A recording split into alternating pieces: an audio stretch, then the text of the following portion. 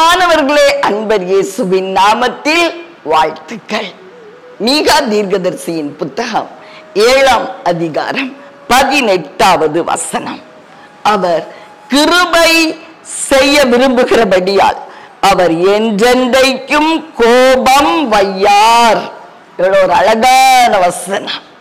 அவர் நம்ம மேல கோபமே வைக்க மாட்டாரா, கிருபைதான் காண்பிக்க விரும்புகிறாரா. பாருங்கள், கிருபையை காண்பிக்க விரும்புகிற ஒரு நல்ல தகப்பன். பிரியமானவர்களே, லூக்கா 15ஆம் அதிகாரத்துல ஒரு நல்ல தகப்பனுக்கு 2 பிள்ளைங்க. மூத்த மகன் மிகவும் நல்ல மகன், கீழ்ப்படிதல் உள்ள மகன். 2வது குமாரன் கெட்ட குமாரன் என்று நம்மால் அழைக்கப்படுகிற ஒரு மனுஷன்.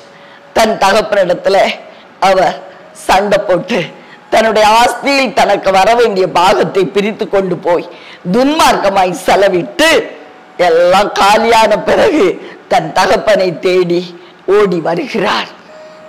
அப்பாவுக்கு கோபம் இருந்துச்சா அந்த மகன் மேல? அவர் என்றென்றைக்கும் கோபம் வையார். துன்மார்க்க மகன் மேல அவர் கோபம் வைக்கல, மீறின மகன் மேல கோபம் வைக்கல. மாறாக என்ன செய்தார்? கிருபை செய்ய விரும்பினார். நம்ம அப்பாவும் அப்படித்தான். நம்ம கிருபை செய்ய விரும்புகிறபடினால நம்ம கோபமே வைக்க மாட்டாருங்க. அந்த நம்பிக்கை நமக்கு வேணும். எப்படி அந்த நல்ல தகப்பன் இளைய மகனை பார்த்த உடனே ஓடி சென்றாரா? ஓடுகிற ஒரு தகப்பனை நம்ம இந்த இடத்துலதான் வேதத்தில் பார்க்கிறோம். அவனுடைய கழுத்தை கட்டி கொண்டு அவனை முத்தம் செய்தார் என்று வேதத்தில் எழுதப்பட்டு இருக்கிறது. அவ்வளவு அன்பு பாருங்கள். மூத்த மகனுக்கு கொஞ்சம் கோபம். எதனால? இந்த துன்மார்க்க மகனை என் தகப்பன் நேசிக்கிறாரே. பிரியமானவர்களே, நம்மை சுற்றிலும் இருக்கிறவங்க கூட ஒருவேளை தேவன் நமக்கு பாராட்டுகிற கிருபையை பார்த்து கோபப்படலாம், எரிச்சல் அடையலாம். ஏன் இவ்வளவு கிருபை?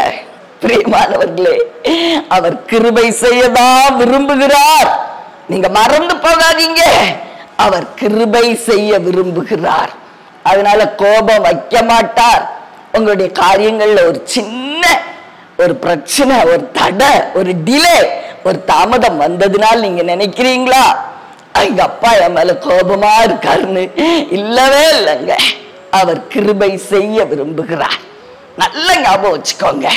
உங்க மேல அவருக்கு கோபமே இல்லைன்னு இன்னைக்கு சொல்ல விரும்புகிறார்.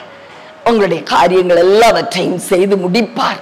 எப்படி இளைய மகனுக்காக ஒரு பெரிய விருந்தை அவர் ஏற்படுத்தினாரோ, மூத்த மகன் எரிச்சல் அடைந்த போதிலும் அதை பொருட்படுத்தவில்லையே, அதே போல நம்முடைய அப்பா நம்மையில் காண்பிக்கும் அன்புக்கு எந்த ஒரு மனுஷனும் எந்த ஒரு சூழ்நிலையும் தடையாய் இருக்க முடியாதுங்க. உங்களுக்காக ஜெபிக்கட்டுமா?